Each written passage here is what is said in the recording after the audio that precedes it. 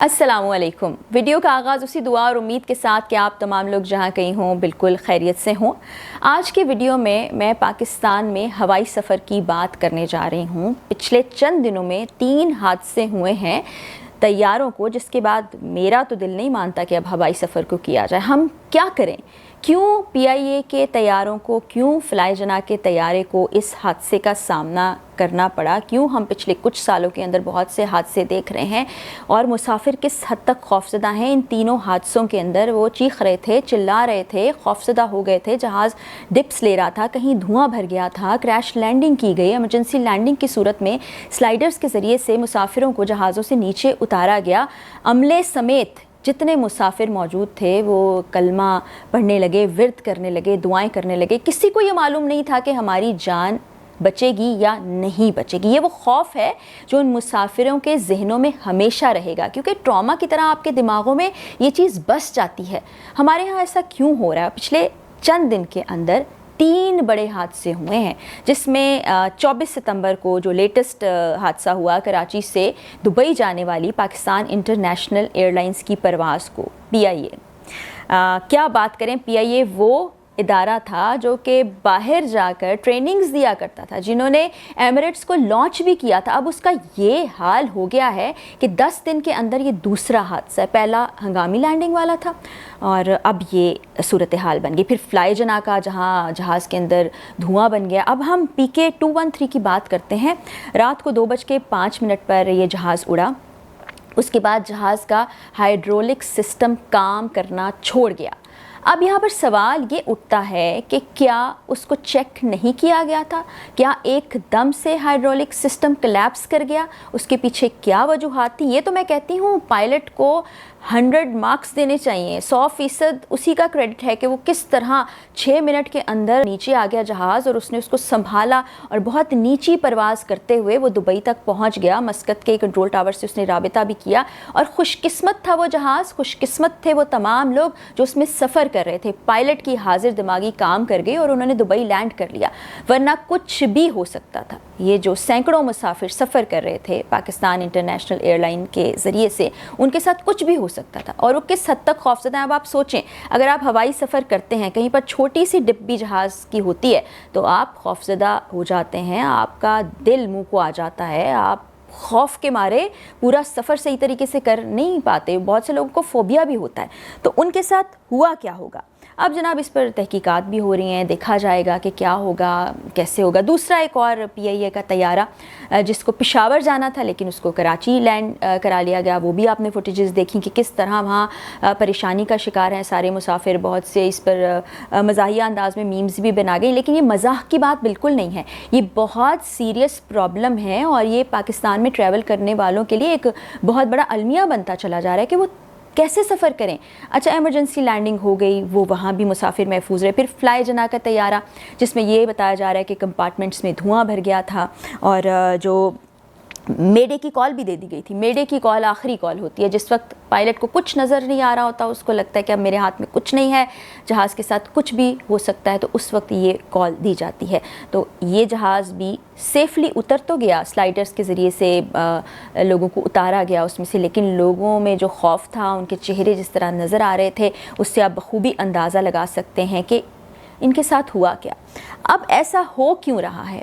کیا یہ پاکستان میں ہی ہوتا ہے یا پاکستان سے باہر بھی ایسے واقعات ہوتے ہیں؟ تو جی، ہنگامی لینڈنگ تو ہو جاتی ہے، کیونکہ کبھی موسم کی خرابی ہو سکتی ہے، کوئی تکنیکی چھوٹی موٹی خرابی ہو سکتی ہے، اس میں ہنگامی لینڈنگ ہو جاتی ہے۔ لیکن اس طرح سے سسٹم خراب ہو جانا، انجن فیل ہو جانا، پھر دھواں بھر جانا، یہ بہت سے سوالیہ نشان اٹھاتا ہے کہ یہاں جو انجینئرز کام کر رہے ہیں، جو ٹیم کام کر رہی ہے، وہ اڑان بھرنے سے پہلے کیا جہاز کا مکمل طور پر معائنہ نہیں کرتی؟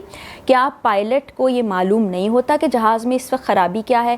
کیا وہ یہ سٹینڈ نہیں لے سکتا کہ میں اس جہاز کو اڑانے نہیں جا رہا کیونکہ اس میں یہ ٹیکنیکل پرابلم ہے؟ آپ کو جنید جمشید صاحب کا جہاز اور اس کا کریش یاد ہوگا، ابھی بھی میرے ذہن پر وہ نقش ہے کہ کس طرح سے ایک انجن کے ساتھ پائلٹ نے رسک لیا، اس فلائٹ کو اڑانے کا فیصلہ کیا اور کس طرح سے اتنی ساری جانیں اس जहान फ़ानी से चली गई। फिर आपको PIA का एक और तैयारा याद होगा, फिर एयर ब्लू की फ़्लाइट याद होगी इस्लामाबाद में जो क्रैश हुआ, और 8303 जो ईद से एक रोज़ पहले क्रैश हो गया। कितनी जानें चली जाती हैं। बाहर के मुल्कों में होता यह है कि मुकर्ररा मुद्दत से पहले ही जहाज़ को रिटायर कर दिया जाता है। जिस तरह से कोई भी शख्स जो काम कर रहा है, अपनी ड्यूटी कर रहा है, वो रिटायर होता है एक मुद्दत के बाद, उसी तरह से मशीनरी के एक्सपायर होने की, उसके पुर्जे ख़राब होने की, उसके काम करने की एक मुद्दत होती है, जिसके बाद अमूमी तौर पर जहाज़ों को ग्राउंड कर दिया जाता है। उनको किसी और तफरीगा में आप तब्दील कर देते हैं, किसी और डिसमेंटल करके शायद उसका वो स्क्रैप भी बेच देते हैं, लेकिन ऐसा नहीं होता कि उनको उड़ाया जाए। अब जो हमारे पास जहाज़ मौजूद हैं, उनमें से बहुत से ऐसे जहाज़ हैं जिनको इस वक्त ग्राउंड कर दिया जाना चाहिए, लेकिन ऐसा नहीं हो रहा है। और इसी तरह से हादसात रूनुमा होते हैं, हादसात जन्म लेते हैं। और ये मैं जो PK-213 के पायलट थे, उनको तो ये दाद देना चाहूँगी कि उन्होंने तमाम मुसाफिरों को बचा लिया, लेकिन हर बार पायलट ऐसा नहीं कर सकेगा, हर बार ये चीज़ महफूज तरीके से नहीं हो पाएगी। अब आपको ये बताऊँ कि PIA की निजकारी की प्लानिंग हो रही है। 30 तारीख को, सितंबर 30 को इसकी बोली लगाई जाएगी।